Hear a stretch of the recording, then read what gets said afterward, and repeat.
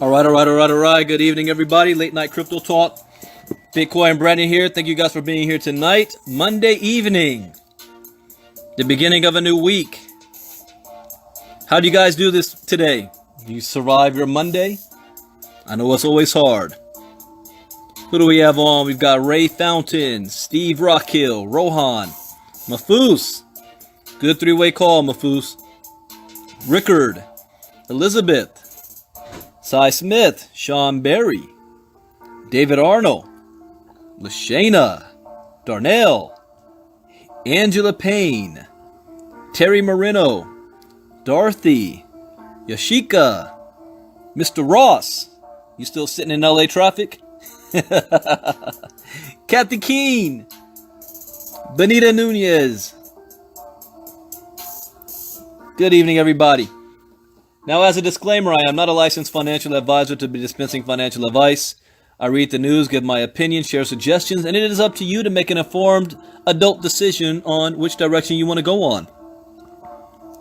There's 4 rules I live by in the crypto space. Rule number 1, education is the key. Education is everything. Rule number 2, never invest money that you cannot afford to lose. Rule number 3, always get your money back, return on investment back as fast as possible. And rule number 4,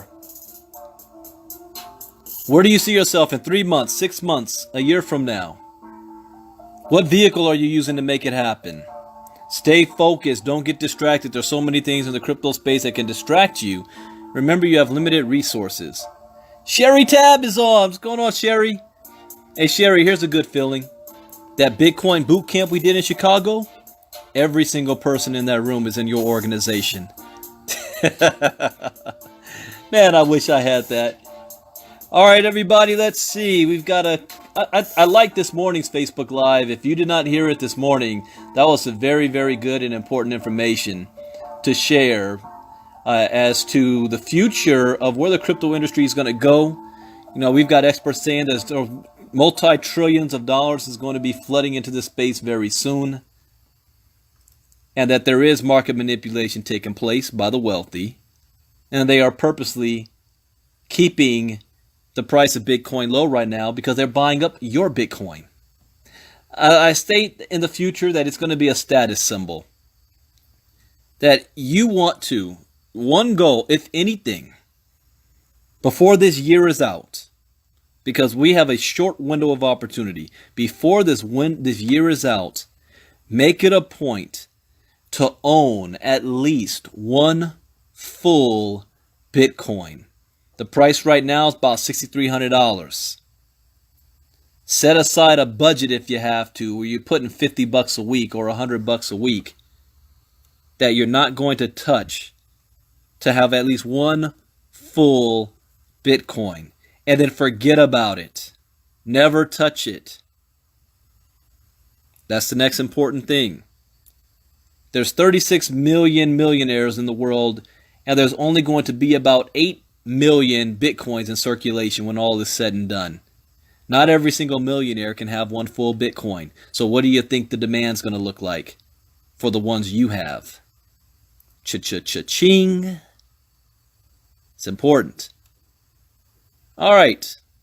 Let's see a couple of articles here. I'm going to start off with, this is interesting. So hard to say goodbye, blockchain.info goes .com. So now it's blockchain.com. I think somebody had bought that domain early, so blockchain.info couldn't use it. So it looks like they either bought that domain back or something. So one of the oldest and most respected sites in the crypto sphere, blockchain.info, is moving domains. For many ecosystem veterans, info was where it all started. First wallets, first block exploration, first real interaction with cryptocurrency. Recently, the group announced its move and plans for the future. It's also a change signaling maturation of the space. Let's see. Everybody's blowing me up right when I'm doing the Facebook Live.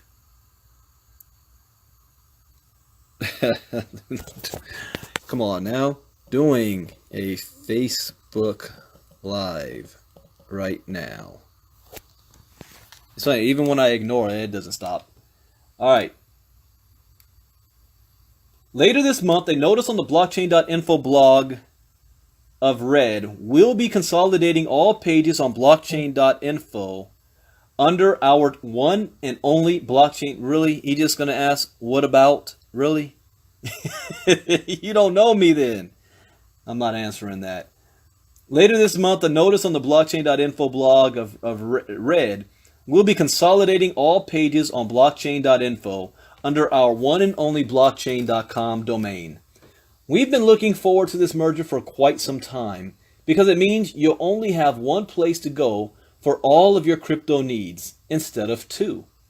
In the coming weeks, you'll be able to access all of your .info favorites from blockchain.com.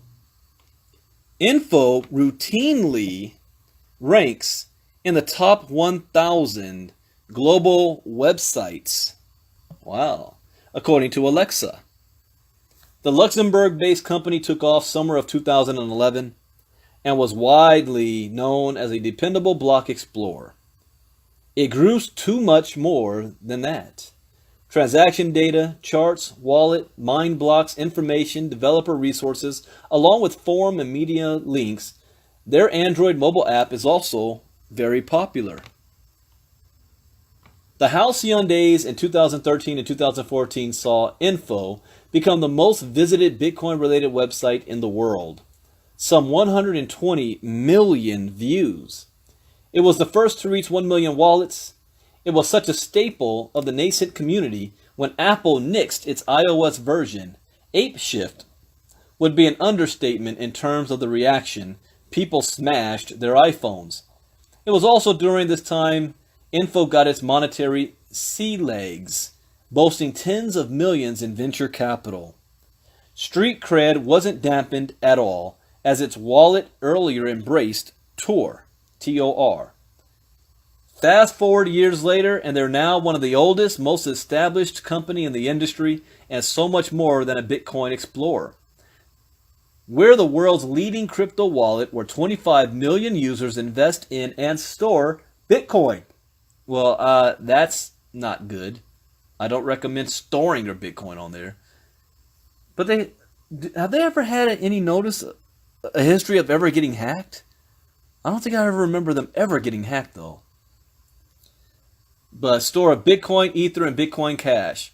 We also allow users to analyze the top cryptocurrencies via our markets page and are continually expanding our widely used API services to make it even easier for developers to build on top of the blockchain network. So looking forward, they continue to rake in cash.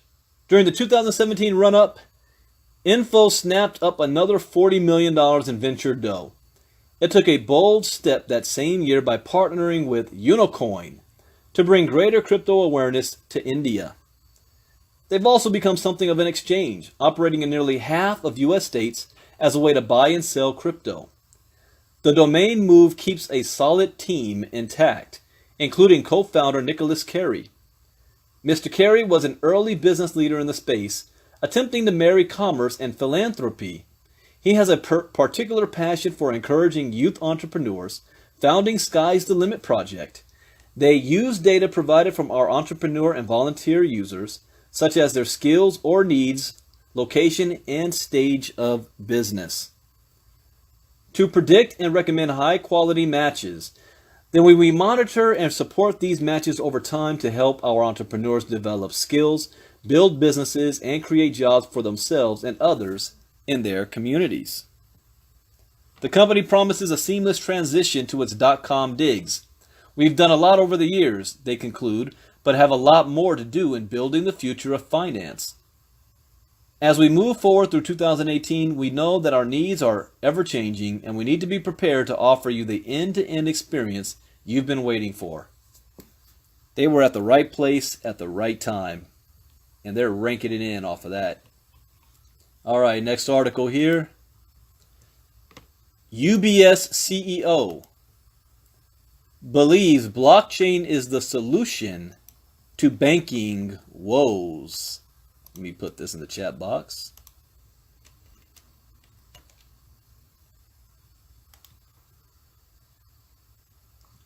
Sergio Ermati, the chief executive officer of Swiss investment bank UBS, believes that blockchain, well, he's a CEO of the bank, and he believes that blockchain may be the answer to the banking industry's woes.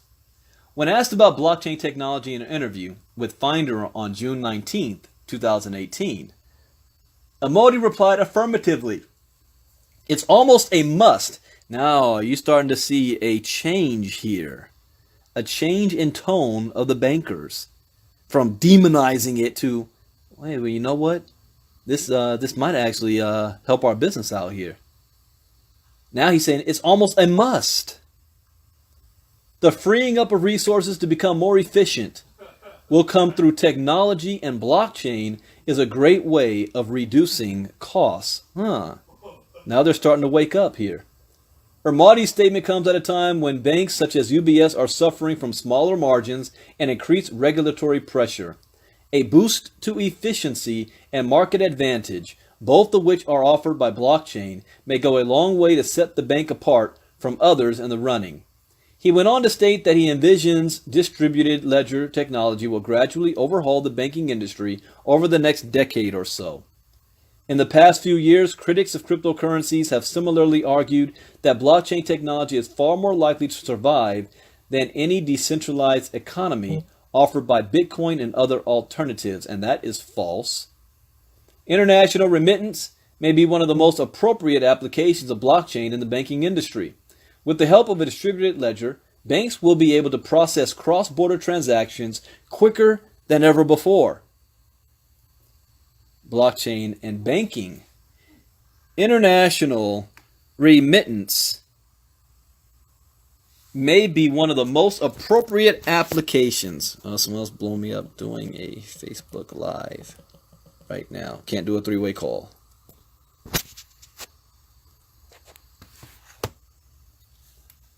Our international remittance may be one of the most appropriate applications of blockchain in the banking industry. With the help of a distributed ledger, banks will be able to process cross-border transactions quicker than ever before. Plenty of financial institutions around the world acknowledge these advantages, as is evident in the numerous trials launched for this exact application. After all, The very same technology has been utilized by cryptocurrencies to offer cheap and near instantaneous transactions. That's right, Mafus. Banks are noticing the power of the blockchain, but they still don't like Bitcoin. So they're trying to figure out how they can create their own little blockchain and not have Bitcoin. That's the trick there. The trade finance sector presents another opportunity where banks can benefit from adopting the technology, and is one where UBS has already made some advancements. Not only will blockchain improve settlement time, but it will also increase transparency between all involved parties. What? It's like the banks are now being the spokesperson for freaking Bitcoin and blockchain, but they still don't like Bitcoin. This is an important consideration as the current trade finance system involves a lot of paperwork, which is hard to document and keep track of. In February 2017, UBS announced a joint initiative to bring the advantages of blockchain technology to its trade finance business. Interesting. Named Batavia, the platform is being developed. Oh, wait. Is that a name or is it named Batavia?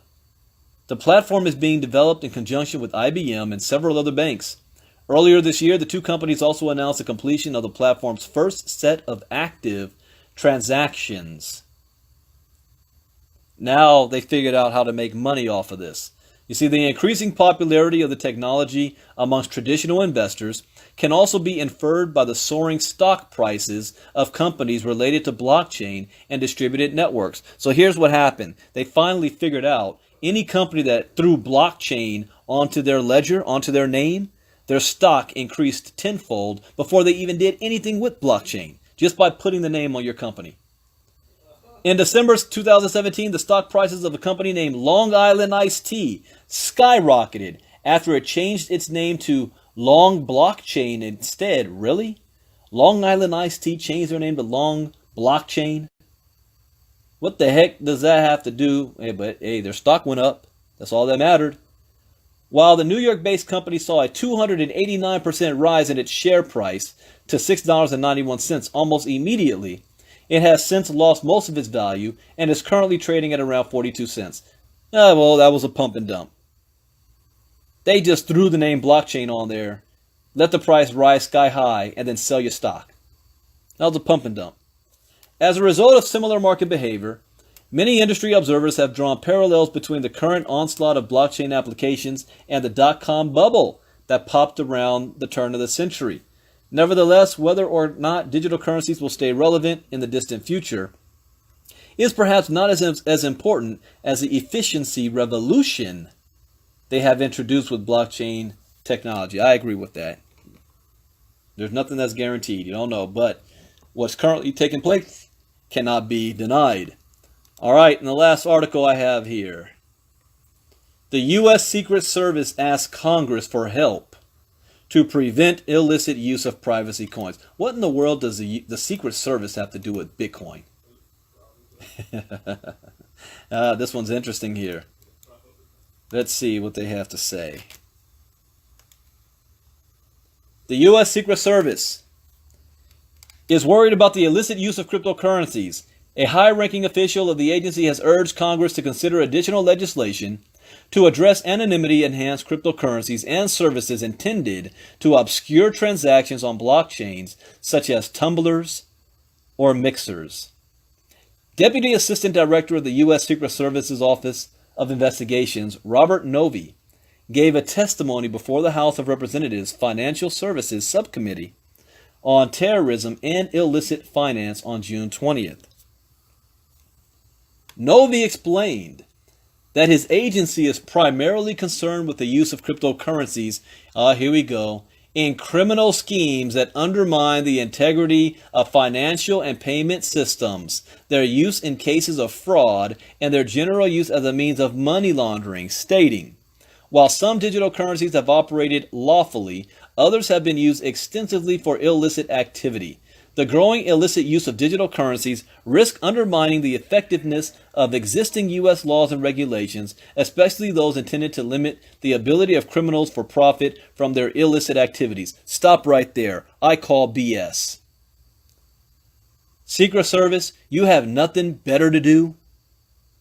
Let's look at the facts here. Only 8% of the U.S. population has purchased any form of crypto, and the average amount is $1,500 or less. All right, think about that. 8% of the population, $1,500 or less. We're not talking Donald Trump money here. All right? We're not even talking Lil Wayne money here. We're talking my broke cousin Pookie on the corner money. $1,500. Here's another fact. Less than 0.5% of all crypto transactions were illegal or illicit activity. 0.5%. Yet 99% of all criminal activity is being used through money laundering of US dollars. Stop wasting our taxpayer money going after some uninformed or mysterious boogeyman in the crypto space. And think about it. Who's in crypto? The majority, and I hate to stereotype, but this is true. I've been to the blockchain expos. I've seen them. They're hobbit-looking dudes that live in their mom's basement. Most. The average. I didn't say all. I know some dude's going to shoot me, but not me, man. You know, I'm a player in the crypto space. Not me. Really? Those are the guys you're afraid of? The dudes who turn their gaming computers into mining machines? Yeah, I mean, have we seen ISIS? I mean, out there buying up oil with crypto? Really? Now, is there criminal activity going on? Of course there is. But you're going to go find more criminals on the Vegas Strip at night or any strip club than you're going to find trying to crack down on crypto illegal activity. You're just wasting time. All right, let me get off of that soapbox. Let me keep going here. Now they're asking Congress for help. In his testimony, Novi asked Congress for help in preventing cryptocurrencies like Monero and Zcash. Okay, I see what the real deal here is. Which provide users with enhanced privacy and anonymity features from being used for illicit purposes, Forbes elaborated. Referencing the global nature of the internet and modern communications, Novi claimed that digital currencies are particularly well suited for supporting crimes that are transnational in nature. He proceeded to tell Congress, we should also consider additional legislative or regulatory actions to address potential challenges related to anonymity-enhanced cryptocurrencies, services intended to obscure transactions on blockchains, i.e. cryptocurrency tumblers or mixers, and cryptocurrency mining pools. Here's the real deal. Let's cut through the BS. Big Brother can't monitor you anymore. So because of that, they automatically assume, since they can't monitor you, you're using it for illegal activity. You guys get it? Let's read between the lines here. Let's cut the BS. Let's stop having alternate facts. That's the reality. They don't know who's moving money around. They can't watch and track it. Therefore, it must be illegal. That's how the government works. I worked for the government. I know. Let's continue. According to Forbes, Greg Navarro, an official in the Investigations Division of the Immigration and Customs Informants, agreed with Novi. These new anonymity-enhanced cryptocurrencies are clearly ripe for illicit use. No, how about the fact I just don't want you knowing what I'm doing with my money? Why is that illegal? I just don't want you to know. But if they don't know, then they can't track us. Are we paying our taxes? Is the government getting their cut? That's the key right there. He added that although it is more difficult to trace the movement of illicit proceeds using these newer anonymity-enhanced cryptocurrencies, it is not impossible. Novi further suggested that law enforcement must adapt his agency's investigative tools and techniques to dismantle criminal groups that use these instruments for fraudulent activity or money laundering. I see a pilot show coming.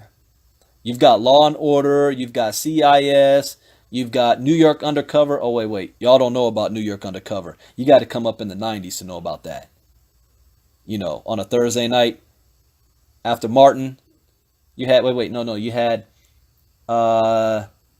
Living Single or something, then Martin, and then New York Undercover. I went to an all-black school, all right? I went to an HBCU. That was our Thursday night. So you're going to have all these law shows, and there's going to be a new one that's going to come out, and it's going to be just about crypto. Watch. The Crypto Crime Unit. All right. What criminals prefer? Novi also claimed that in recent years, criminals have increasingly used digital currencies to facilitate illicit activities on the internet. He elaborated, some digital currencies are primarily used to purchase illicit goods and services, while others are... Wait, hold up. Let me read that again. I read it too fast. He says, in recent years, criminals have increasingly used digital currencies to facilitate illicit activity on the internet. Okay. He elaborated. You know what? I would challenge him on that. Show me the data. Show me the data on that. He elaborated, some digital currencies are primarily used to purchase illicit goods and services, while others are primarily used for money laundering, particularly transnational transfers. Okay, stop right there. What coins?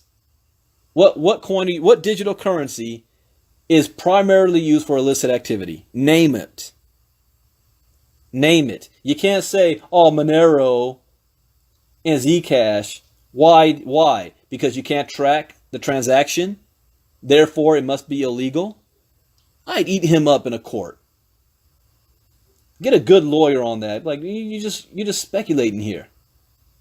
You're assuming here. Where's your proof? Where's your evidence?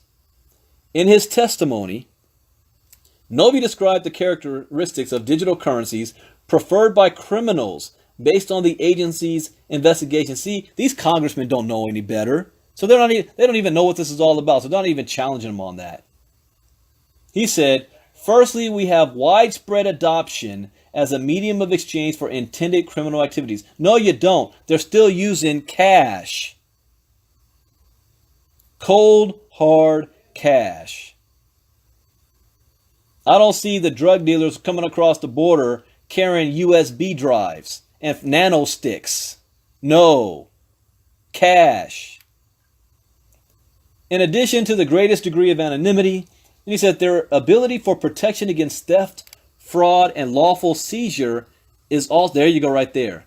See, if you're running around with cash, then the government can seize that money. But if you got crypto coins, they really can't seize it unless they get access to your wallet. That's the problem here. That's what they don't like. Says, it is also important as the ability to be readily exchanged to and from the preferred currency. Meaning, see, if you're running around with cash, it's not very easy to transfer that cash into a different currency. You know, you gotta launder the money through some businesses or whatever, some fake bonus accounts. But if you're running around with crypto, 2 seconds flat, you can be moving that from wallet to wallet to wallet, instantaneous. They can't grab it. The last characteristic mentioned is the ability to quickly and confidently transfer value transnationally. Citing that the Secret Service has been at the forefront of investigating the illicit use of digital currency. Really? Really? I thought the Secret Service was about protecting the president and politicians. I thought that's what they're about. Now, I know they've got broad, mandate here. But isn't that the FBI, the CIA, the SEC, the CFTC, the FinCEN? Don't we have enough agencies that's their responsibility? What's the Secret Service doing here? And not only that, he said, we're at the forefront. What does that say to the other agencies out there? Novi detailed the agency's prior work in shutting down 2 major centralized digital currencies that supported extensive criminal activity, eGold in 2007 and Liberty Reserve in 2013. In addition, the agency also recently shut down a number of crypto exchanges, including Western Express and BTCE. I remember BTCE getting shut down. He conveyed. Zcash, a cryptocurrency with strong privacy features, was created to protect the privacy rights of everyday citizens. The Zcash company, led by the famed computer scientist Zuku Wilcox, exists to support the privacy coin, but claims that it does not control Zcash or have special access to the cryptocurrency's transactions. The company responded to the Secret Service recommendations in an official blog post on Friday. They said, "We believe it is in the best interest of the citizens of the United States, the U.S. Secret Service, and other governmental organizations to advocate for privacy rights." Yes, that is in the Constitution. And protect its citizens and businesses from harm. Yeah, do your freaking job. You're worrying about 0.5% for criminal activity. You should be supporting this to protect the citizens. But that's not what it's really about. They can care less about criminal activity. What they care about is their inability to track you and your money. That's what this is all about. Get them to admit that off the record, because they will. Yeah, give them a beer or something. Yeah, this is what it's really about. We want our money. We want our cut. All right, that's it for that. You know what I'm excited about? Kathy Keene, she's a Bitcoin diva. She has made a boatload of freaking Bitcoin in 2017. Invested her money wisely. But she also owns another company. As the co-owner of another company, social media. And last year, you might remember me, I made a big post about, is there any alternatives to freaking Facebook out there? Any alternative? Especially when Facebook decided they wanted to block everything crypto. And you know what they did to us this year? Before we even went into pre-launch, Facebook's going to block our cryptogenics.com domain. Can't even post cryptogenics.com anywhere on Facebook. We hadn't even gone in pre-launch yet. And all we are is an education company. But anyways, her and Clay own, and they've been working on this for years, a social media platform. And I'm excited because she just hooked me up with my social media account. And it is nice.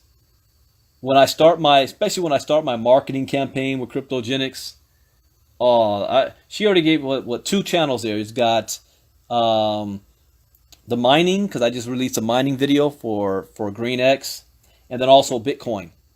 But I'm gonna create a crypto talk channel as well. So all my crypto talks, I'm gonna upload onto that social media platform. Zenduja. Yeah, I need unlimited friends. I filled up on 5,000 and every month or so I got to delete about 100 just to make room for some new people. Unlimited friends, that's what I'm talking about. Wave score. Anyways, if you want your social media account, because I'm going to get my setup, well, it is set up right now, but within the next couple of weeks, when I get back from San Francisco, I'm going to start turning my eye towards my marketing. I have yet to market one single thing for Cryptogenics. I haven't done any advertisement. I haven't blown out my lists yet. None of that stuff yet. Only thing I do is crypto talks and Facebook Live. Facebook Live crypto talks and YouTube videos. That's it.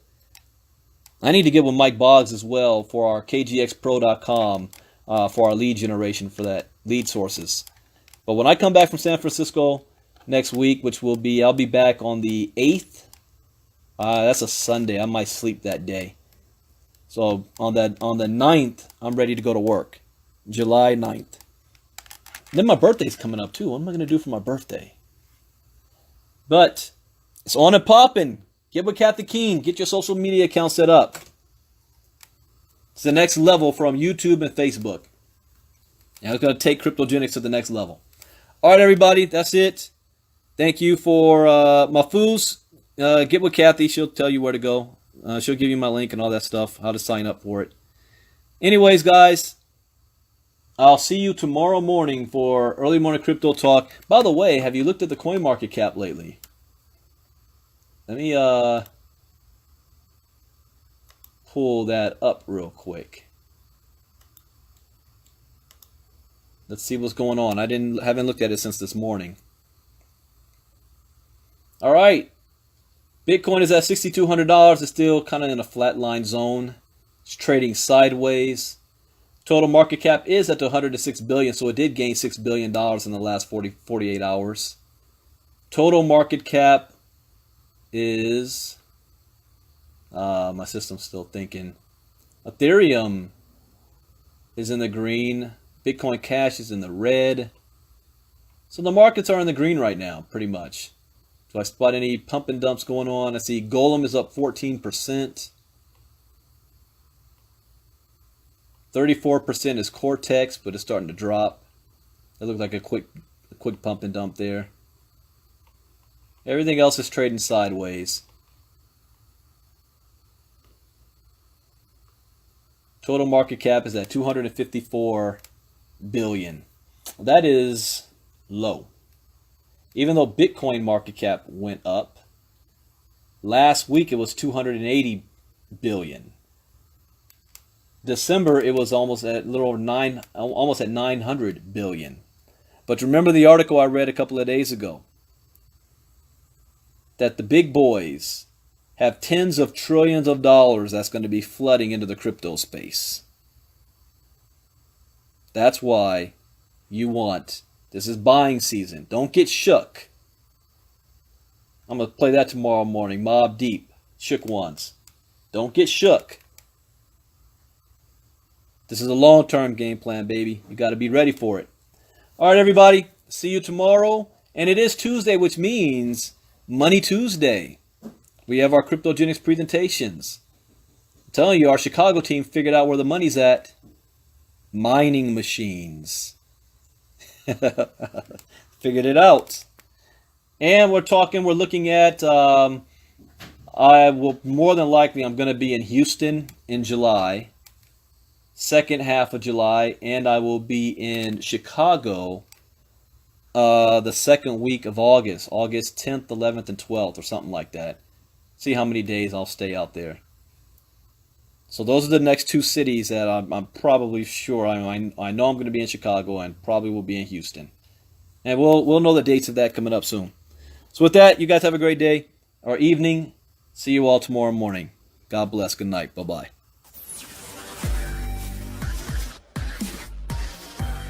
Cryptogenics.